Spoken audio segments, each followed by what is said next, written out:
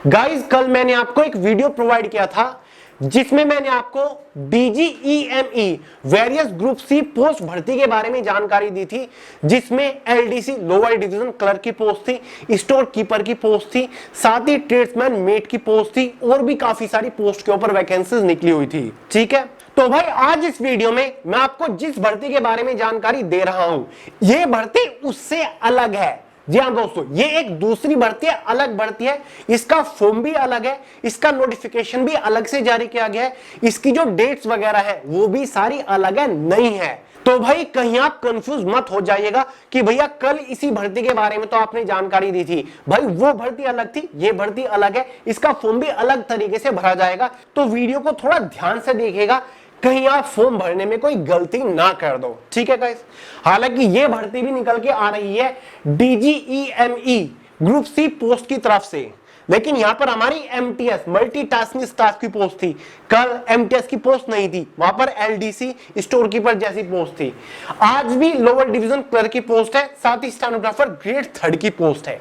DGEME directorate general of electronics and mechanical engineers, जो कि एक बहुत बड़ा सरकारी विभाग है या फिर सरकारी शाखा या फिर ब्रांच है, जो कि इंडियन आर्मी की एक ब्रांच है, इंडियन आर्मी का ही एक विभाग है, ऐसा हम कह सकते हैं, जो कि इंडियन आर्मी के लिए काम करता है। इंडियन आर्मी को आर्म्स की यानी कि जो वेपन्स की है उनकी सर्विस प्रोवाइड कराता है। इंडियन आर्मी के जो वेपन्स है उनका इंस्पेक्शन करना, उनका ट्रायल करना, उनके डेवलपमेंट का जो काम है वो इसी विभाग का है, इसी डिपार्टमेंट का है, ऐसा हम कह सकते हैं।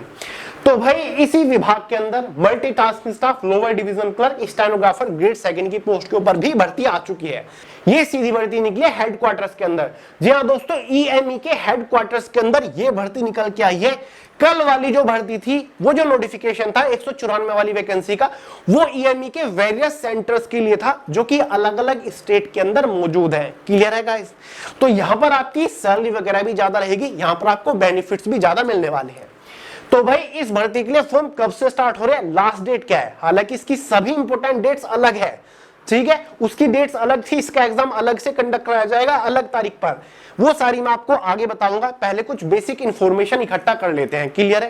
क्योंकि दोस्तों इस भर्ती के अंदर एक ऐसी पोस्ट है मल्टीटास्किंग स्टाफ की, जिसका सिलेक्शन प्रोसीजर केवल एक स्टेज के ऊपर टिका हुआ है, एक एग्जाम और आपका सिलेक्शन। जी हाँ दोस्तों, तो आज इस वीडियो में इस भर्ती के बारे में भी संपूर्ण जानकारी आपको दे दूंगा। इसका पूरा selection procedure, eligibility criteria, age limit, qualification, exam pattern, syllabus भी आपको प्रोवाइड करा के जाऊंगा, सैलरी वगैरह, job location, job profile, form कैसे भरना है, इंपोर्टेंट डेट, सारी चीजें इस वीडियो में बताऊंगा। ठीक है, तो चलिए वीडियो शुरू करते हैं। बट उससे पहले आपको पता होना चाहिए, ऑलरेडी आपको GS बॉम प्रोवाइड करा चुका हूं। GS बॉम है क्या? जनरल अवेयरनेस की सबसे सर्वश्रेष्ठ ई बुक है, जिसको आप तुरंत फोन के अंदर डाउनलोड करके पढ़ना शुरू कर सकते हो। ये किसी एक स्पेसिफिक एग्जाम के लिए नहीं है, हर एक कॉम्पिटिटिव एग्जाम के लिए बहुत ज्यादा महत्वपूर्ण है। इसको पढ़ने के बाद हर एक एग्जाम में GS के आप चिथड़ोड़ा के आओगे, एक भी क्वेश्चन इस ई बुक से बाहर बन ही नहीं सकता। बहुत ही सिंपल तरीके से कंप्लीट GS कवर कर रखिए, पढ़ने में मजा आएगा, बहुत ही कम टाइम में आप पूरी ई बुक को कवर कर लोगे। लिंक डिस्क्रिप्शन बॉक्स में तुरंत डाउनलोड करो और पढ़ना शुरू कर दो गाइस। ठीक है, तो भाई चलिए बात करते हैं। विभाग हमारा कौन सा है? Directorate general of electronics and mechanical engineers. Various group C post है, ये 3 ग्रुप सी की पोस्ट है। Multitasking staff lower division clerk stenographer grade 2 की पोस्ट है। ठीक है दोस्तों, ऑल इंडिया की वैकेंसी है, तीनों पोस्ट के लिए मेल और फीमेल दोनों ही कैटेगरी कैंडिडेट एलिजिबल है। वो ये किसी भी पोस्ट के कोई फॉर्म फीस चार्ज नहीं करी गई है।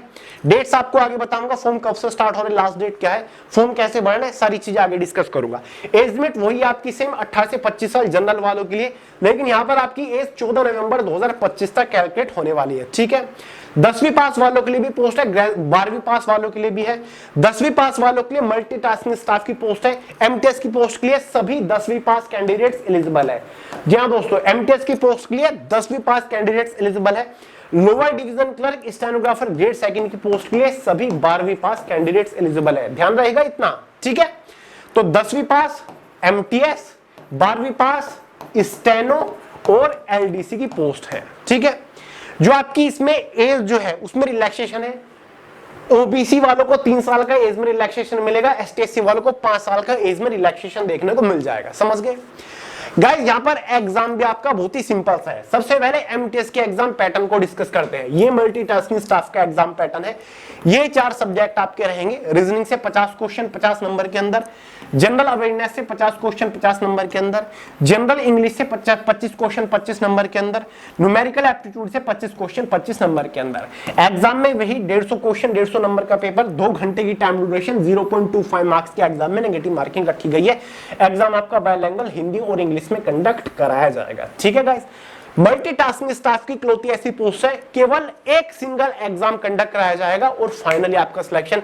कोई स्किल टेस्ट नहीं, कोई फिजिकल टेस्ट नहीं, कोई डिस्क्रिप्टिव पेपर, कोई टाइपिंग टेस्ट यहां पर नहीं होगा। केवल ये एक सिंपल सा एग्जाम होगा और फाइनली आपका सिलेक्शन हो जाएगा। और एग्जाम बेहद आसान आपका रहता है।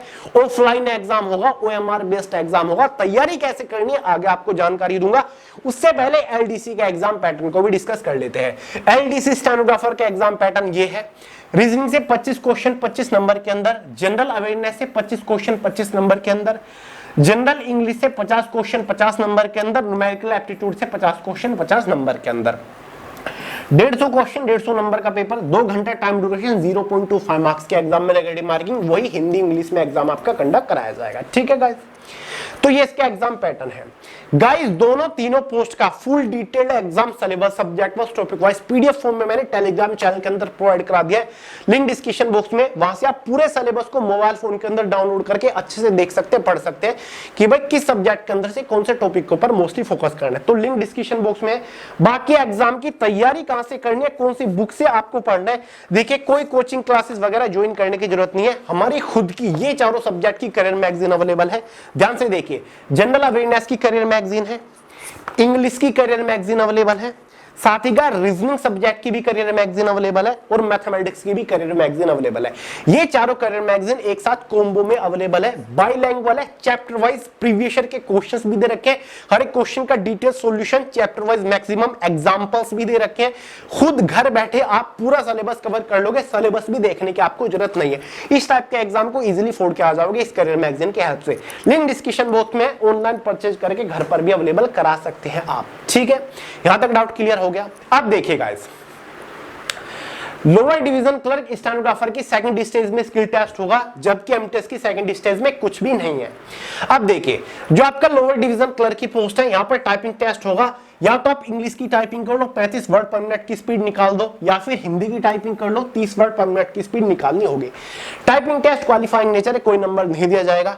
अगर आप स्टेनोग्राफर की पोस्ट के लिए फॉर्म भरते हो तो भाई यहां पर आपको शॉर्ट हैंड टेस्ट से होकर गुजरना पड़ेगा। स्टेनोग्राफी टेस्ट होगा, जहां पर 10 मिनट की डिक्टेशन आपको बोली जाएगी, 80 वर्ड पर मिनट की स्पीड से आपको शॉर्ट हैंड में लिखना होगा।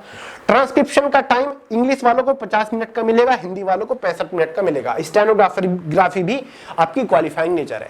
तो ये स्किल टेस्ट है और कोई थर्ड स्टेज यहां पर नहीं है। एग्जाम के बेसिस पर आपका फाइनल सिलेक्शन होगा।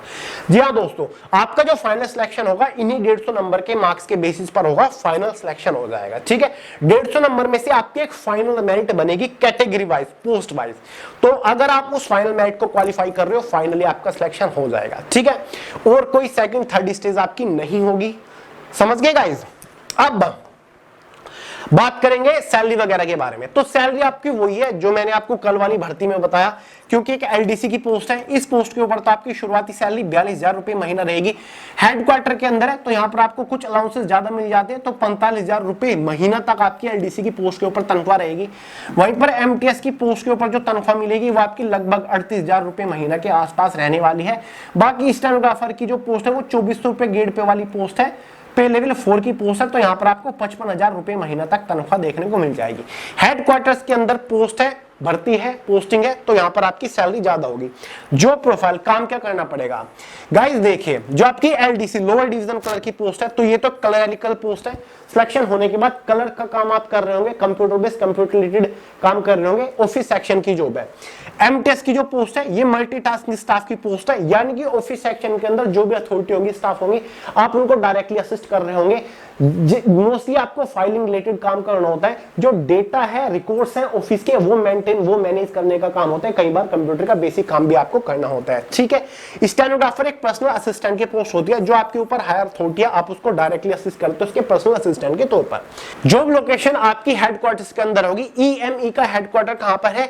ये आपका सिकंदराबाद के अंदर है, तो सिकंदराबाद के अंदर आपकी जॉब लोकेशन होगी, क्योंकि हेडक्वार्टर के अंदर आपकी पोस्टिंग होने वाली है। इंपोर्टेंट डेट्स गाइस, इसका जो ऑफलाइन फॉर्म आप भर पाओगे, ठीक है, वो 11 अक्टूबर से भरा जा रहा है। फॉर्म की जो आखिरी तारीख है वो 14 नवंबर है। जी हां दोस्तों, उसके फॉर्म की जो आखिरी तारीख थी वो केवल 24 अक्टूबर थे। कल वाली भर्ती जो मैंने आपको बताई 194 वाली भर्ती, ठीक है, लेकिन आज वाली भर्ती का जो फॉर्म की आखिरी तारीख है एमटीएस वाली जो मैंने आपको बताया, वो 14 नवंबर तक आप इजीली फॉर्म भर पाओगे। वही जनवरी फेब तक आपका एग्जाम कंडक्ट कराया जाएगा। ऑफलाइन भर्ती है ये, ऑफलाइन फॉर्म आपको भरना है। फॉर्म भरने के लिए कोई फीस पे नहीं करनी होती है। फॉर्म आपको ऑफिशियल भरना पड़ेगा। मेरे हाथ में आप देख रहे होंगे, ये इसका ऑफलाइन फॉर्म है, स्क्रीन के ऊपर आपको नजर आ रहा होगा। फॉर्म ऑफिशियल ही भरिएगा। आपके आसपास कोई बुक स्टोर होगा, वहां पर ये फॉर्म अवेलेबल हो चुके हैं, ठीक है। यहां पर देखिए क्या लिखा हुआ है, to commandant EME centre Secunderabad. कोई वैसा फेक फॉर्म डाउनलोड मत करिए यूट्यूब के ऊपर। अगर आपको कोई प्रोवाइड करा रहा है तो उसको डाउनलोड करके भर के मत सेंड कर दीजिएगा। ये एक ऑफिशियल फॉर्म है। यहाँ पर प्रॉपर एड्रेस, यूनिट भी मेंशन है, ईएमई का सेंटर मेंशन है, ठीक है। आपको अपने आसपास में ही मिल जाएगा किसी बुक स्टोर पर, या फिर डिस्क्रिप्शन बॉक्स में एक लिंक है गाइस, उसके थ्रू आप इस फॉर्म को पीडीएफ फॉर्मेट में डाउनलोड करके प्रिंट आउट निकलवा के भर सकते हैं। जो इन्फॉर्मेशन यहां पर मांगी गई है वही आपकी पर्सनल डिटेल वगैरह मांगी गई है, क्वालिफिकेशन, एज लिमिट, नाम वगैरह, फादर नेम वगैरह, एड्रेस, ये सारी चीजें हैं। ये आपको अच्छे से भर के सबमिट करनी है। एक 10 रुपए वाला, 5 रुपए वाला एनवलप आता है, यानी कि जो आपका लिफाफा आता है, उसमें आपको डाल के भेज देना है जिस भी यूनिट या फिर जिस भी कमांडेंट ऑफिस या फिर जिस भी ईएमई सेंटर से आप भर रहे हो। यहां पर तो केवल एक ही हेडक्वार्टर है आपका, सिकंदराबाद, यही एड्रेस आपको मेंशन करना है, ठीक है। तो ये इसका ऑफिशियल फॉर्म है, 3 पेज वाला। अगर आपके पास नहीं है, लिंक डिस्क्रिप्शन बॉक्स में, उसके थ्रू आप डाउनलोड करके या फिर परचेज करके भर सकते हो, ठीक है गाइस। एकदम ऑफिशियल फॉर्म में आपको प्रोवाइड करा रहा हूं। अगर फॉर्म भरने में कोई दिक्कत आ रही है, समझ नहीं आ रहा है, तो कमेंट करके बताइए, इसका भी सॉल्यूशन आपके लिए लेकर आ जाऊंगा। नेक्स्ट वीडियो में पूरा फॉर्म ही आपको भर के दिखा दूंगा, ठीक है। तो चलिए, ये है सारी चीजें। कोई फीस वगैरह आपको नहीं भरनी है, सिंपल आपको बाई इंडिया पोस्ट से भेज देना है, ठीक है। तो चलिए गाइस, उम्मीद करता हूं सारे डाउट इस नई भर्ती से रिलेटेड आपके क्लियर हो चुके होंगे। कोई सवाल हो कमेंट करके पूछ लीजिएगा। चलिए, इस वीडियो में इतना ही था। पसंद आई हो लाइक करिएगा, दोस्तों के साथ शेयर करिएगा, चैनल को सब्सक्राइब करना मत भूलिएगा।